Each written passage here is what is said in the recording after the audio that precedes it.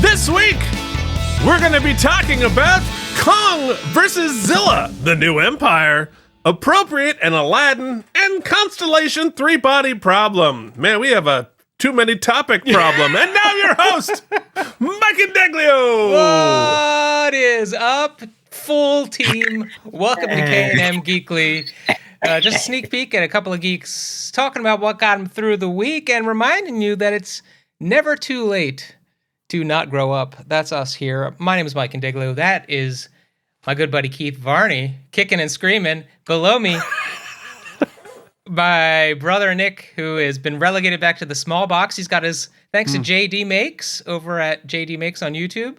He's got his own little tune. He's with us. Thank you, JD. Much appreciated. We were just admiring the full scale artwork, but we pulled it down to get Nick into the thing. So guys, big week. Happy Easter to those of you who do Easter. Happy, I guess, what do you call it? April Fools to Sunday? Those of you who April Fool. And a big week. It's WrestleMania week. It's my anniversary. Keith is going to miss WrestleMania. It turns out he's going to be in the no internet zone of family Vermont. I mean, we have internet. It's just like it's like pretty good internet if it's 1996. Which is when WrestleMania was good before. So, That's true. It's like it's Attitude Era internet is what we sort of have. Anyway, we've been watching some things. My brother and I went to the movies. So let's kick things off and get it started. As Keith said, we have a lot to talk about, so let's not waste any time. My brother and I took the girls, his daughters, and his wife, and I bought 37 tickets to go to see Godzilla plus King Kong. I have a dispute filed with Fandango, Keith.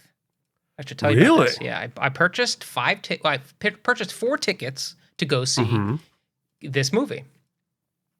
And then it turns out Nick's wife could join us, so I purchased an additional ticket. We get to the theater, the additional ticket is not showing up in my tickets. And so I thought, I guess I didn't buy it. So I bought the additional ticket there and then. A day later, that ticket is showing up on my purchases. So I have to say, you know what? I just give me my money back. And, they have to run an investigation, which they are doing. So I want to know. You're going to put a team on it for that one ticket? I want to know who is working the investigation desk at Fandango. These are good questions, yeah. Anyway. Yeah, so Keith, I sat by myself, about 3 rows behind the rest of the family, behind unfortunately a person who had a vociferous odor about them. Yes, but luckily my olfactory senses don't work very well, so it was okay for the most part. And this, I think, answers when Mike is constantly like, why don't you ever go to the theater, Keith? Why don't you ever go to the movies? This is why. Yeah, that's why. Plus, I can't pause it and pee. Yeah. People do smell, it's true. Anyway, so we ended up seeing the movie. Nick, I know as we walked out, you seemed to be really have enjoyed yourself. I don't know if it's because you sat alone or because you got the giant King Kong popcorn or because you liked the movie. So why don't you go first? Tell us what you thought of, let's make sure we get the title correct, Godzilla x Kong, The New Empire. And this is part of the MonsterVerse. Yes, this is a movie like 6 or 7 now. Yeah, they're up around 6 or 7, I think, at this point. Maybe 5, 6, or 7. I had my custom popcorn bucket and the Kong cup with the Kong on the cup, and thoroughly enjoyed eating about half of the popcorn. That's all I could really get through. And drank all the soda, which was delicious. But this was the movie I was really looking forward to getting to the theater to see this year. And mainly because, to me, the first one, when Godzilla fought Kong, it was a WWE style melee. It was a 2 out of 3 fall match. And they fought in different arenas, different environmental arenas. And there were advantages for each one when they fought on water or land, similar to when Freddy fought Jason back in 2000 or 2001. So I really enjoyed that first one. I thought it knew what it was. It wasn't trying to be, something smart or intelligent. It was a popcorn movie with 2 giant kaiju monsters beating each other up, which is exactly what I wanted. In addition to that, though, the first one introduced the Lost World, or the Hollow Earth, as they call it, which I thought was done really well CGI-wise. I thought it looked cool, provided an answer to all the things they've been building throughout those movies in terms of where these Titans came from, et cetera, et cetera, et cetera. So part 2, I'm like, they filmed it for IMAX. We got to see it on IMAX. It's going to be awesome. And it delivered full throttle for me. I would say maybe there were 1 or 2, small spots that got kind of slow, but that was just so they kind of sort of would dump a little exposition on you to let you know what was happening. You got exactly what you wanted. You got Godzilla smashing stuff, but not too much. You got Kong, who really has the facial expressions and the emotion and a link to a couple of the human characters. And then you're introduced to a whole new race and civilization where the whole story then came from. So you figure out why they're fighting together. You figure out why Godzilla's doing some of the stuff he's doing when he turns pink. And eventually you get a Pier 6 brawl in the middle of the... well, I'll leave that part for you. If I had to give you one criticism, my only criticism would be when they're in Hollow Earth and you're just dealing with the Titans, the monsters and stuff like that, without the humans there, you kind of lose the scale of the size of everyone. But they reestablish that pretty quickly when they come back up to the surface of the Earth and start destroying things. So I will say there were a couple points where some of the destruction sort of wanted to bother me, because as it was happening, I'm thinking there's definitely tens of thousands of people dying as this is happening. But you put that aside because that's not what you're there to see. Everything else, I thought. That's always the problems with these movies. Is just like, oh my God, this is like every time they like knock a building, it's like 9/11, and we're like, oh, get it. Yeah, you're like, well, this is interesting. Maybe they could have taken like 30 seconds of screen time or less to say, hey, our early warning systems in these movies have improved and we've evacuated everyone. But they purposely don't do that because there's people on the beach when they arrive at one of the locations, and you're like, well, clearly no one knew, which means a lot of people are dying. No one seems to mind that, though. They accept that Godzilla and Kong are kind of, protectors or whatnot. So anyway, hey, loved it. And guess what? It's exceeding expectations. I think they thought it might make 40 or 50 million. It's made 80 so far, which means we're getting another one. And I couldn't be happier about that. Okay, I think it's trash, but everything Nick said is right? It is exactly what it sets out to be. It's exactly what you expect it to be. But here are my problems, and it's not so much. It's more of a value proposition has become my issue. The death and destruction stuff is, Keith, on Star Trek we always talk. You kind of, there's some stuff you allow the technobabble to be like the technobabble, just so we can like say, okay, time travel, technobabble, you get it. We're moving forward with the plot. The entirety of any semblance of plot is technobabble in this, right? Like Nick said, it's like we have all of this technology. We can go to Middle Earth or Hollow Earth and do all this stuff and control and have a dentist fix Kong's teeth, but yet we don't have any, like, we can't help anybody get out of the way of Godzilla. And also, oh yeah, Godzilla sleeps here. It's just so much crazy stuff. Now, to its credit, the movie is aware of all of this. It at times comments on it. And when it's sort of satirically winking at itself, I think it's at its finest. However, also to its credit / detriment, all of the actors, all of them, are 100% grounded in the universe and acting, like giving it. What it's lacking, in my opinion, number one, is you can't call it a kaiju movie, it's not. Because what it's lacking is any semblance of... metaphor or stakes. Like in a good Godzilla movie or a Kong movie, we're afraid, right? We don't even have to show the monster that much because we're afraid of its appearance. And when it finally arrives, it's monstrous. We don't get that in this. And it's not trying to be one of those movies. It's more of a Transformers movie. Huge, bombast, loud. It's basically scene, monster screaming. And I mean that. Like, it's building up to when Godzilla does, Rah! Or when Kong yells. I won't add the additional 2 characters that show in this movie, Nick, in the Monsterverse, because I would think they're considered enough to be called spoilers. So but they make some other swings. But more my thing here is this. there used to be a time, like I would say there's no point in watching this movie not on a giant screen, right? There's no point in watching this at home. Don't even bother. At the same time, it used to be you would go to this experience because you were going to see something you've never seen before on the IMAX, the monster movie. I can't believe they can do that.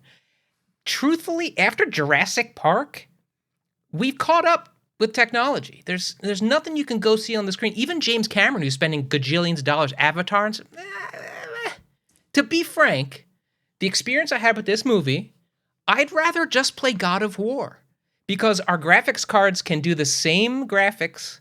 You get more story, you get more plot, and you at least get to be part of the action. So my point is that for the value proposition, if you're going to take your family to this movie and get some popcorn and stuff, you're over $100 to go to the movies just for it to be loud. And I'm thinking, when is the next iteration of I've never seen that before? Because that's what this movie lacked for me, which sucked because I thought this much giant monsters beating each other up with this graphic fidelity for 2 hours would be a spectacle, and it didn't have spectacle. It was just loud. Maybe I'm old, but that's what made me a little scared because I was like, oh God, is it going to just be video games now? Because my graphics card looks kind of like that. I sort of sit in between you two because I've seen, I think, all of them other than this one, obviously. And I think that for me, you like the awe of seeing the thing you hadn't thought of, that's gone now. We've, because of what Mike said. So it really needs to be like, how creative and interesting can it be? Mm-hmm. And so for me, the most successful of this franchise, successful movies of this franchise is the Kong Skull Island. Because that's Jack Black, right? No, that's original. That's 2005 Kong. You're right. No, this is Samuel L. Jackson and Adrian Brody. Nope, that's 2005 again. I'll look it up. Keep talking. Loki. Yeah. Hiddleston. Hiddleston. John C. Reilly. John C. Reilly saves this movie. Brie Larson. Like, it's got this huge, incredible cast. But what it has is it's creative and fun and funny and has visuals that are more colorful and more interesting than the Godzilla movies. I thought the first Godzilla movie was really disappointing because of the humans. They were so boring. And I did not feel it was performed well, and so it was like, I don't care. Whereas Kong Skull Island is much more in on the joke than any of the other movies in that series, and so I found it super fun. But this is also why I can see all these things, like whatever Mike says, right? My TV's pretty big, my sound system is pretty loud. And I can get close enough to the TV and crank it up loud enough to have a not that dissimilar experience. I think you're right. And I think you're right. Yes. But I can and the only person that smells down there is me. I paid $0 for it. It's great, which is why for me, if I'm going to invest in going to see something, it's live.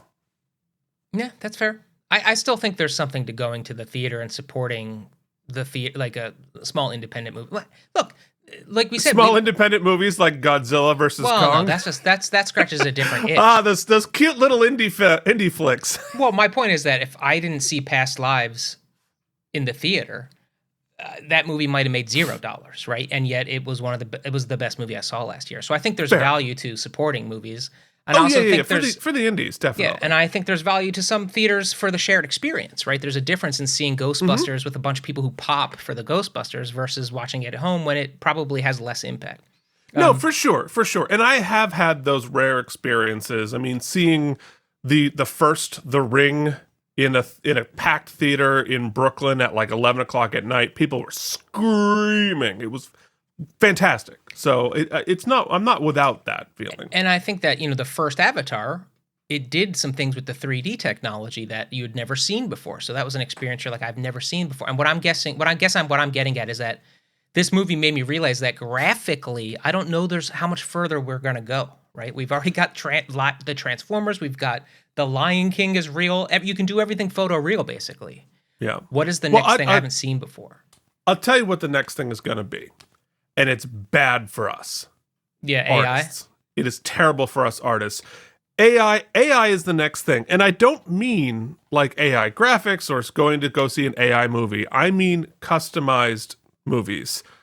So I'm going to type in, I want to watch a James Bond movie that has a scene in this city. I want Harrison Ford to play James Bond. I want to see 16 boobs by the end of the movie. I want it to be 90 minutes long. Nobody's putting a prompt in that isn't sex or boob based. Right, like this is the amount of boobs, and and the size and scale. But then you're going to type it in, and then it's going to pop it up, auto generate it for you, and artistry is dead. You come here for your hot takes of optimism. I was going to say, I think the next big thing, and I don't know if it's going to be big because who can really afford it, would be debuting movies in virtual reality, like on the Apple, Vision Pro, or. Because if you had immersed me, if I was in Hollow Earth with them, watching from my scale at their scale, that would be something we've never seen before outside of, Disney, Universal Studios. Totally. And we have the tech for it.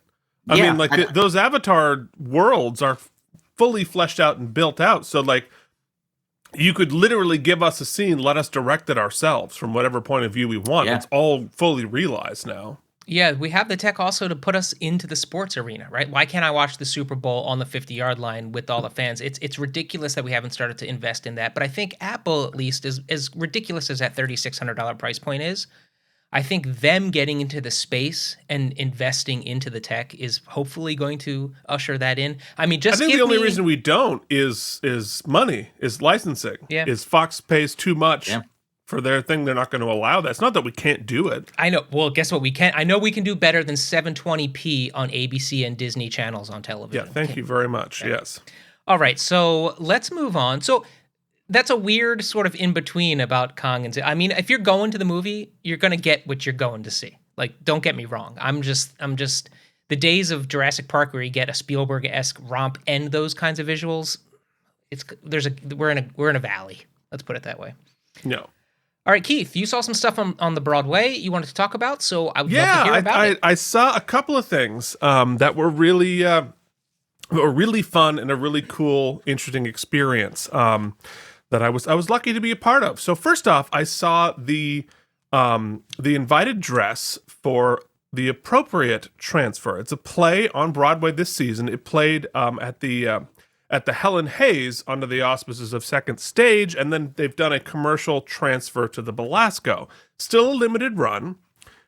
So I went to go see the invited dress, which is the last dress rehearsal before performances start. Now, of course, they were just running, so it's not a dress rehearsal necessarily for the actors because they've been running the show, but it's more of like a tech dress rehearsal, and they had one new actor come in.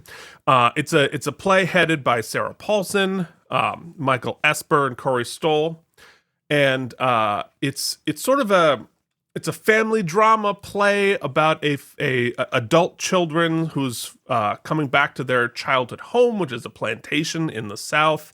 Their father, their last remaining parent, has just died, and they've of course it's all conflict. They go and they discover that in this plantation is some pretty dark stuff that you could possibly imagine, and how do we wrestle with all of that as the adult children of this parent?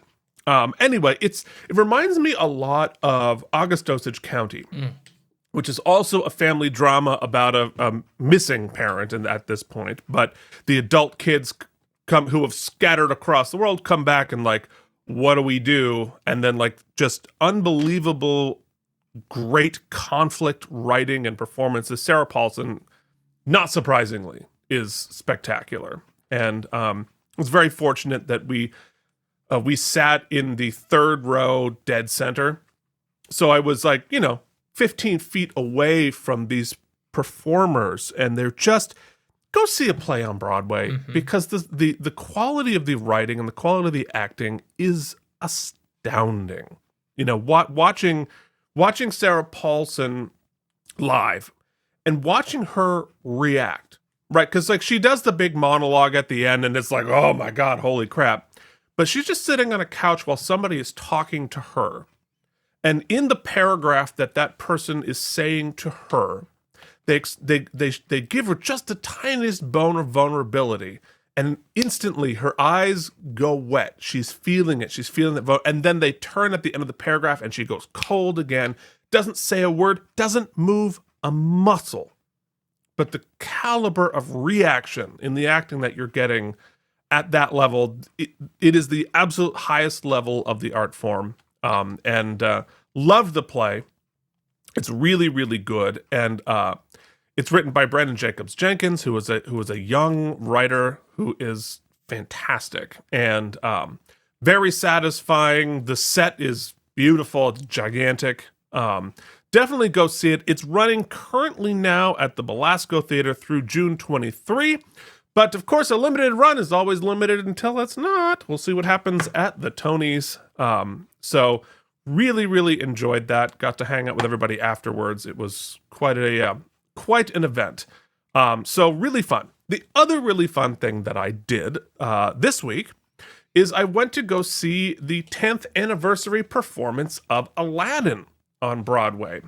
And it was quite the event. I had actually both of these events. I felt terribly weird and inappropriate to be there with my imposter syndrome like you would not believe.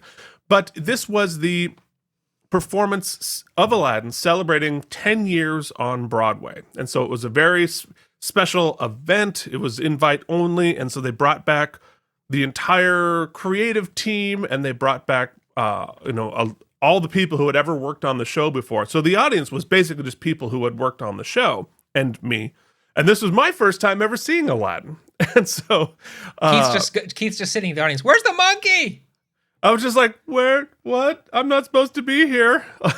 Like talking with all these people. But anyway, the point was, it was this incredibly charged and exciting performance of the show. The cast was, everyone's geeked out of their mind because it is a huge, all the original team was there. Whoopi was there. Like, it was a whole thing. But the cool thing that they did, that my friend Steve Bebout, who was the resident director of the show, who I work with constantly, he helped them integrate into this performance with the current cast scenes with the original cast of the show. Including Adam Jacobs, who was the original Aladdin, and he is opening. That night was also opening night of Tommy on Broadway, and he plays Captain Walker. So, which that performance was at 7. This performance started at 6, and so Steve found a way to give him a cameo at the 6:00 performance of Aladdin. Run literally across the street down to the Nederlander, just 1 block away, to do his opening night of Tommy all in the same night. It was really cool. But for the rest of the cast members of the show, they had a lot of the original Jafar, original Genie, original Jasmine come in and do one scene in the performance as the original star. So Jasmine would walk off, and then the original Jasmine would come on, do one scene, and then leave and do the performance. It was so cool. It felt like there were all these Easter eggs all the way through it. And the best part was they did Friend Like Me, and they brought back probably 40, 50 of the original performers from the show. And they came out all the way through the audience, all the way through the entire house, and did this gigantic version of it. So here's a clip from this performance. I'm there in there somewhere. I was sitting 10 rows back. It's just Keith as the genie. Yeah! Mr. Aladdin, son of the witch, free. I'm on the job. You think me back. You ain't never had a friend, never had a friend. You ain't never had a friend, never had a friend. You ain't never had a friend. That's awesome.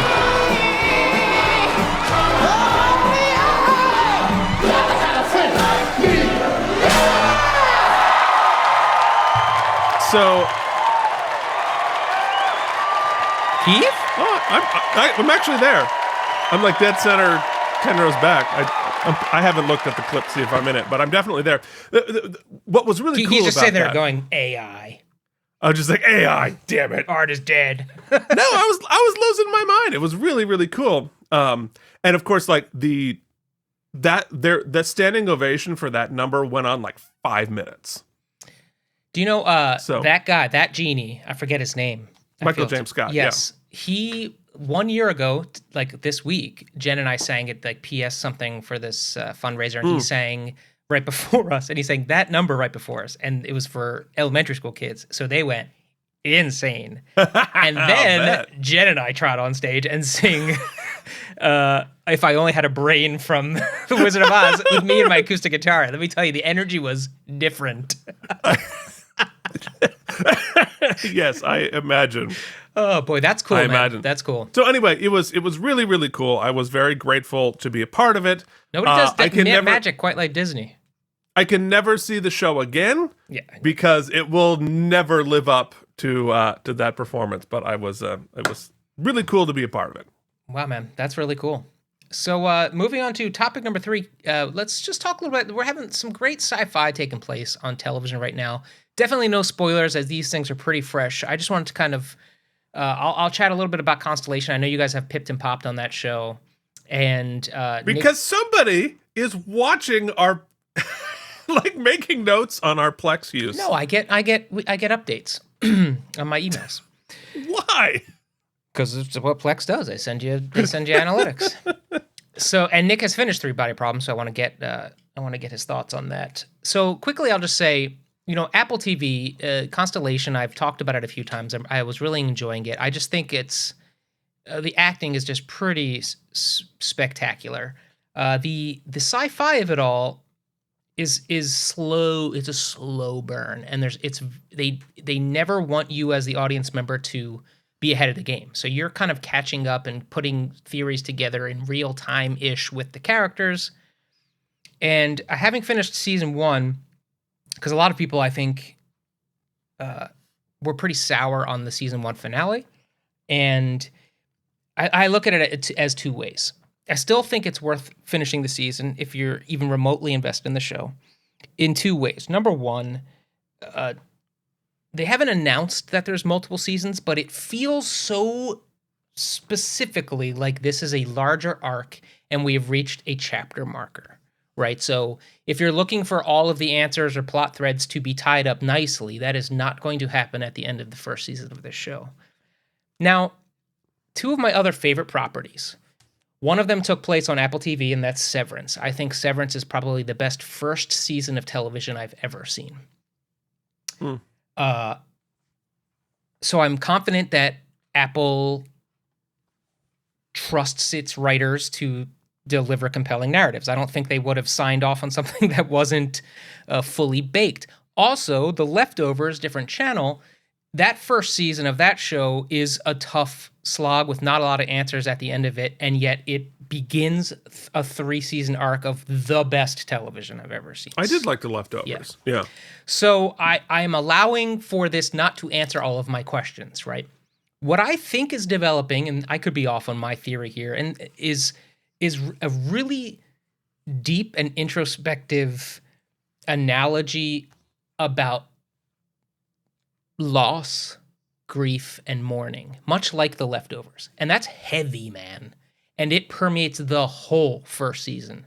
So that's a lot to bite off if you're not in the mood for it. In addition, I think the sci-fi is a little over sci-fi'd. I think they bit off a lot more than they could chew without giving a lot of answers. However, I feel a confidence underneath it all that there are answers to be found. And I'm putting together so many theories.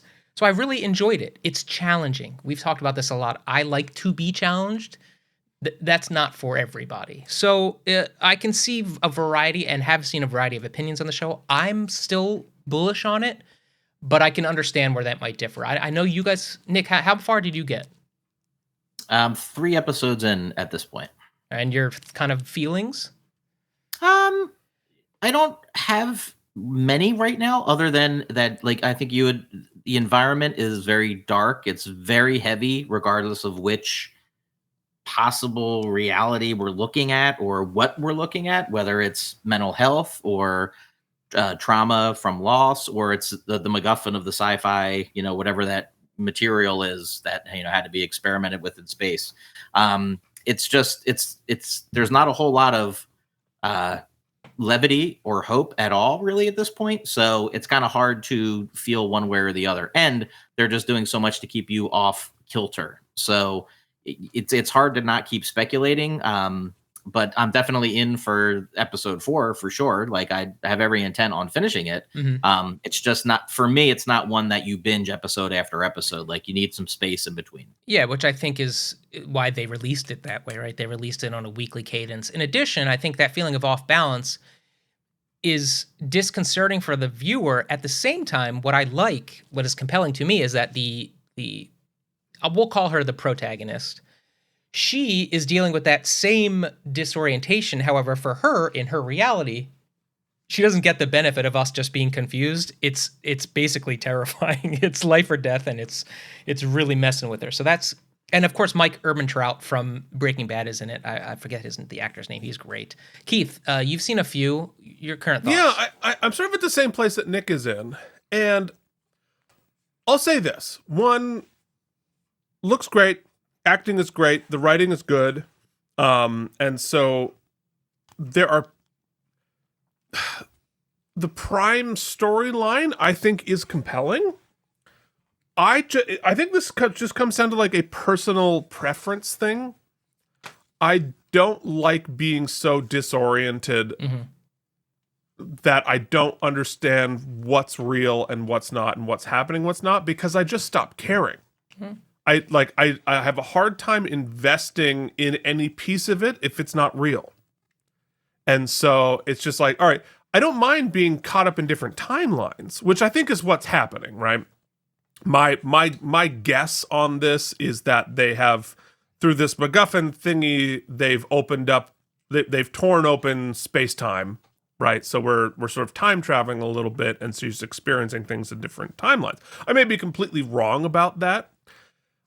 I kind of want to be reassured that that's what's happening, and not that like she's hallucinating and things aren't real, because I really just stopped caring pretty quickly, because like if I don't get the metaphor or whatever, it's just like then I'm just disoriented for no reason, and then I just get annoyed and I stop caring. And so for me, it's really pushing the boundaries of whether I start the next episode, because like if I can't tell what's real and what's not, and I don't know why, I don't care anymore. I'll say this to both of you, and then I'll leave it, because like I said, I really can still see it being polarizing if you make it all the way through. Every episode, you feel like you're a detective and you've put more of the story together. And I think that is kudos to the writing and kudos to the sort of plotting or the pacing, because you feel like, oh, okay, I get this. And some of your hypotheses are proved incorrect or correct. By the end of the season, you have I would say a 98% hold on what the thing is, right? But no answers. There's still a lot of questions.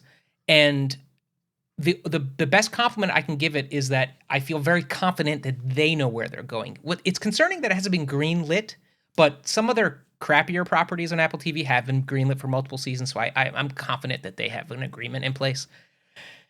I'm interested to see where it goes. I wish I could say they nail the season finale, because we know there's big gaps between these seasons. For who knows when Severance season 2 is coming out. The writer's strike didn't help. Anyway, I think it's worth seeing through. However, there's other great sci-fi happening. Is The Thing and Three Body Problem is Netflix's big splash by the creators and writers of the Game of Thrones on HBO. This got a lot of buzz going in. The reviews dropped, and they were great reviews, and then there were very mixed reviews. And so I haven't watched it yet. I wanted to wait. But Nick has watched it. And so, Nick, your non-spoiler feelings and review.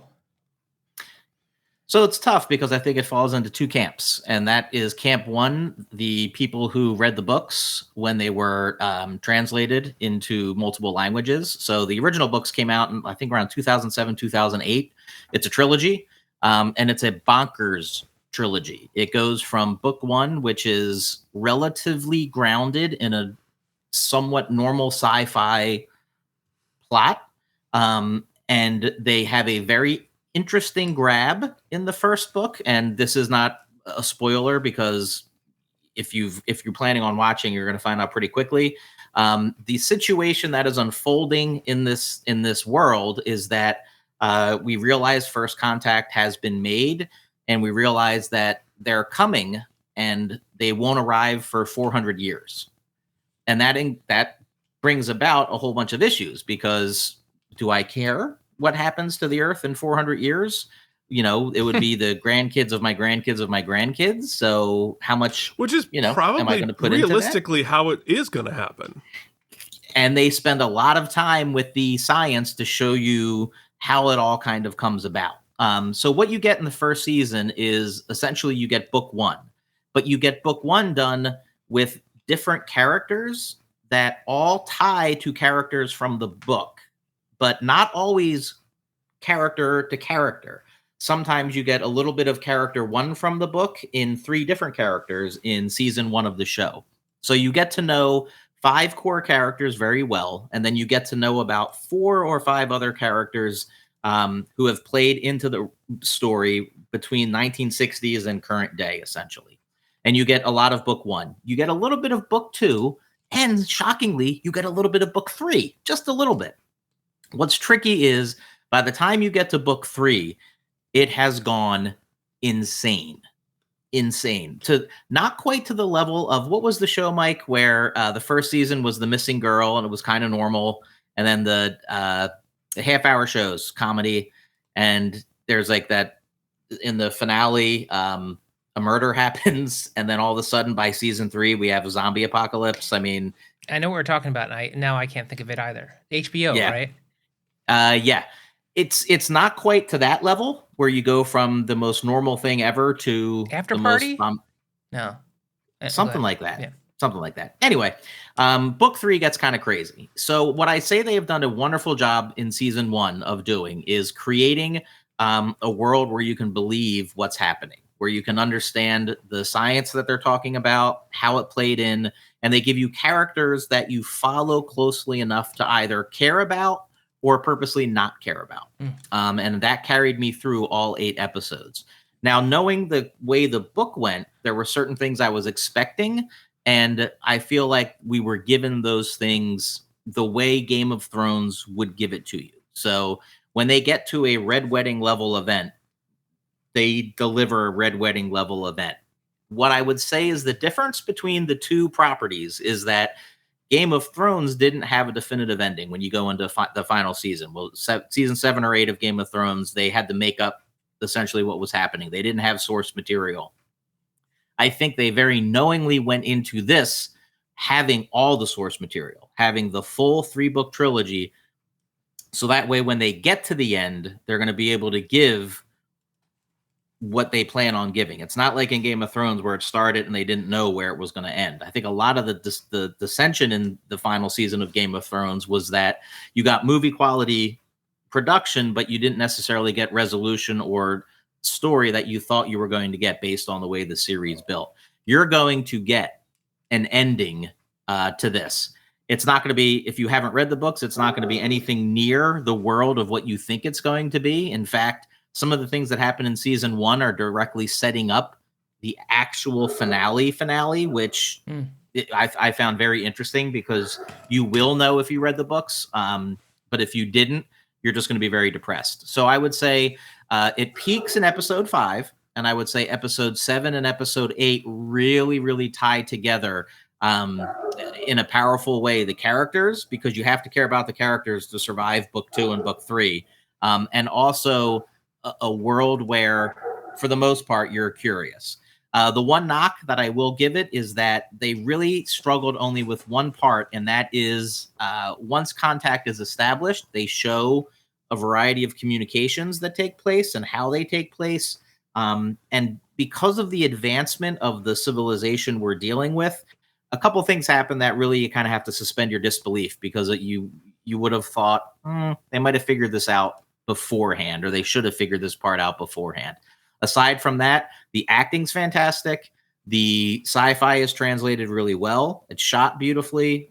It definitely looks like every episode is a movie. I mean, $20 million or whatever it was per episode that they filmed. I am just hoping that it gets its footing, because I know it's only been 2 or 3 weeks. It took a dip this week in particular on the viewing stats for Netflix. People just kind of have to get invested. You have to really give it through episode 4 to start picking up an understanding and getting on board with it. So I loved it. I thought it was fantastic. I would say it's better in a sense than the books for the American audience, because you get characters that you really relate to. In the books, the characters are more just driving the plot. You're not really as connected to them. You need to be connected to those characters for all of this to eventually play out, 3 or 4 seasons down the line. So definitely worthwhile and definitely bingeable as well. Okay, well, we got 3 Body Problem on Netflix. I'll check it out. And also Shogun is, I think, finishing up its run, so I can finally jump. I wanted to wait till they were all available to watch that as well. I'm psyched about it. Yeah, I hear that's great. Oh, yeah. I watched like 20 minutes of the first one. I'm like, okay, I'm going to wait, but this is awesome.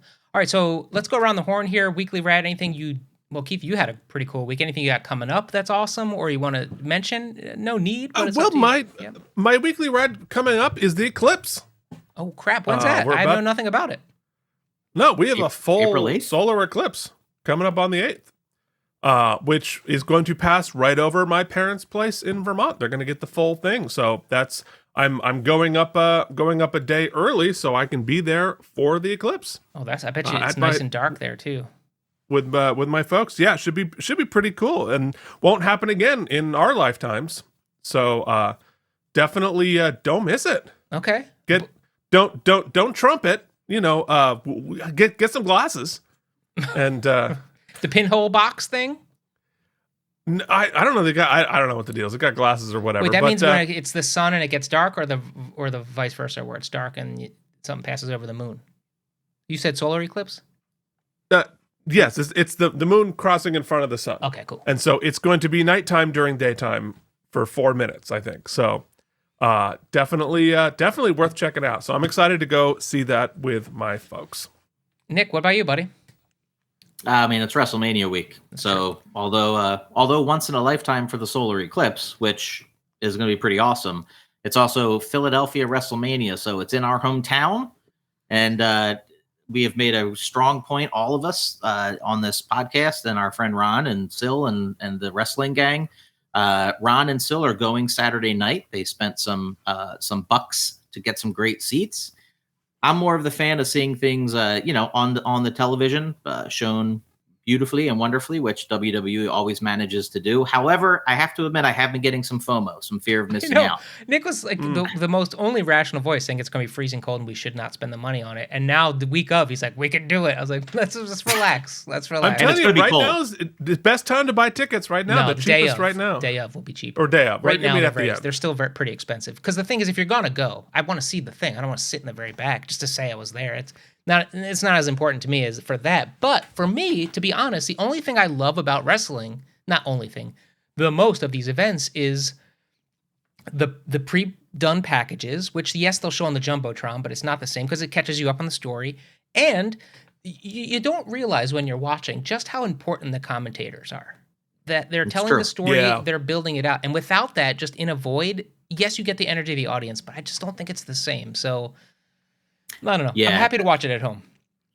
Yeah, as am I. It's again, the FOMO piece, and we've talked a number of times. I had the VIP experience at WrestleMania 23, and that can never be duplicated.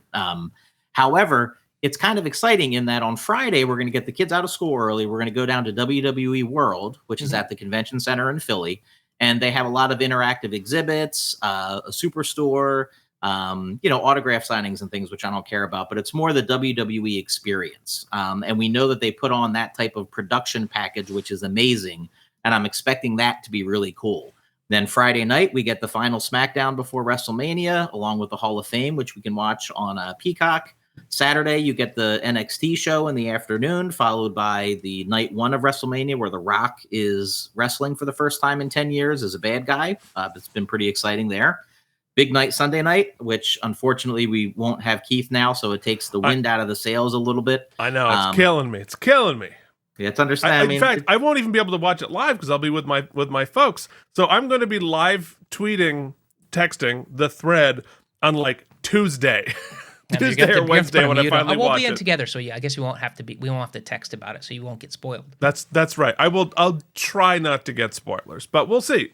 Yeah, we'll hit you with a couple things, and then finally you get the Monday Night Raw after WrestleMania, which is the craziest of the year, and in Philadelphia. So we just got 4 nights of great TV, in addition to Monday Night Raw this week, which is going to be the first hour, no commercials, and you got to wonder if we're going to have time to throw in a special show to do our picks live on a K&M Geekly episode. We normally do it via the spreadsheet, but you never know. Could be a broadcast. Oh, man, my marriage is hanging on by a loose thread. My anniversary is on Saturday, and I'm trying to show my wife all this WrestleMania stuff, and she's like, she's really being a saint about it. I have to appreciate it, because she's like, so wait, on our anniversary, people are coming here? I was like, yes. She's like, what about the day after? I was like, no, people still coming.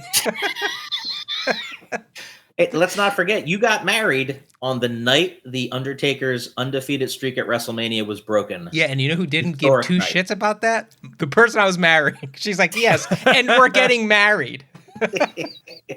Well, no one expected it to get broken. I mean, literally, we were at the reception, and we're like, The Undertaker lost. It was amazing.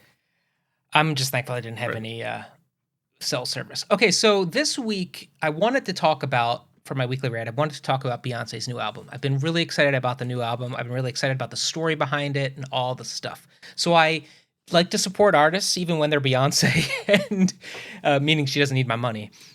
So I bought the vinyl. You really there for the small independent artists like Beyonce and Kong versus Godzilla. This story's gonna turn.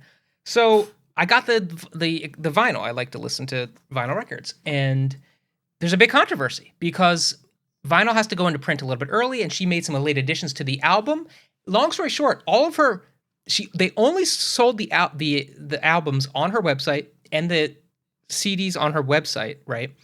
Which got delivered 2 days after the release of the album. Long story short, 5 songs are missing from the album if you purchased them as a consumer early to support the artist or to be a fan of the artist. Long story short, that'll teach you. Her team hasn't even come out and admitted that they effed up. And so I'm a little salty with Beyonce, and I don't want that to cloud my judgment of the album, and so I'm giving a little breath. Now, I know secretly that eventually when they fix the problem, the couple 100,000 records they released that are wrong are going to be worth something. So I'm going to keep mine. It's in the package.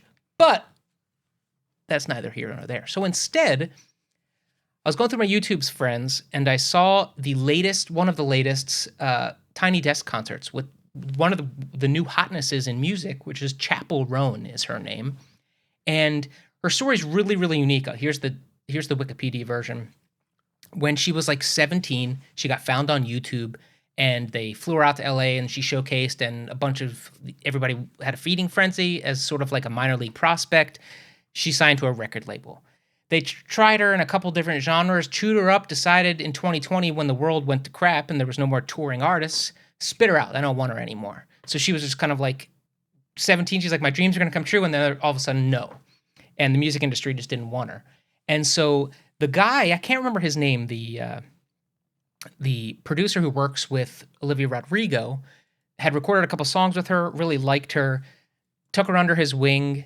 And long story short, they've released this album called The Rise and Fall of the Midwest Princess, which is blowing up. So now she's blowing up again. So good for her, good ending of the story. I listened to the 20 minutes of the Tiny Desk concert, and her performance was just spectacular. Her voice has got this, it's got a lilt to it. Her songwriting is really strong. So I listened to the record, and the record is a challenge because it is about basically the queer experience of coming to your queerness later, like in your early 20s, and dealing with that coming from Missouri, and also trying to get through the music industry whilst discovering yourself, which are not things I have a one-to-one connection to. And so usually when I listen to music, I like to come at it and kind of find my stories in it, like learn about myself through the music. And this was not the entrance for this album for me. So I did a different experiment where I kind of just tried to empathize with this artist's experience through the music and kind of take myself out of it. And doing that was amazing. This album is a wonder. It is called The Rise and Fall of a Midwest Princess. That's Nick. That's the album. Like that's a Freudian slip of some type right there. It is like pop, synth pop meets heartbreakingly candid, incredibly lyricized ballads meets like think Taylor Swift, but with a I can really sing kind of lilt, like a crying lilt. I can't even explain it. With a lot of really quippy turns of phrases. There's a sense of humor about it, like a real sense of identity. This is a front to back good album. And if you're willing to kind of open yourself to her experience, I think it's really great. And if you're kind of on the fence, YouTube, Tiny Desk Concert, 20 minutes of your life to watch this performer. She's really something. A lot of musical theater. It's very theatrical. It's incredibly orchestrated with strings. And it's just really, for like a 20-some-year-old individual to be this fully baked musically is really kind of impressive. So Beyonce's loss this week is Chappell Roan's gain. Guess what? 40-plus-year-old Mike thinks the kid still got it. So that's my weekly awesome. rant. That's a good review. I would be interested in that now. Yeah, check it out. Check it out. Definitely, we are not the target audience, but music is for all, right? That's right. Everyone can find meaning. All right. Well, happy WrestleMania week. Happy Easter. Until we all talk again. Remember, don't let anybody yuck your yum. Keep on doing the things you find fun. And keep on geeking on. See you when Mike guilts me into this again.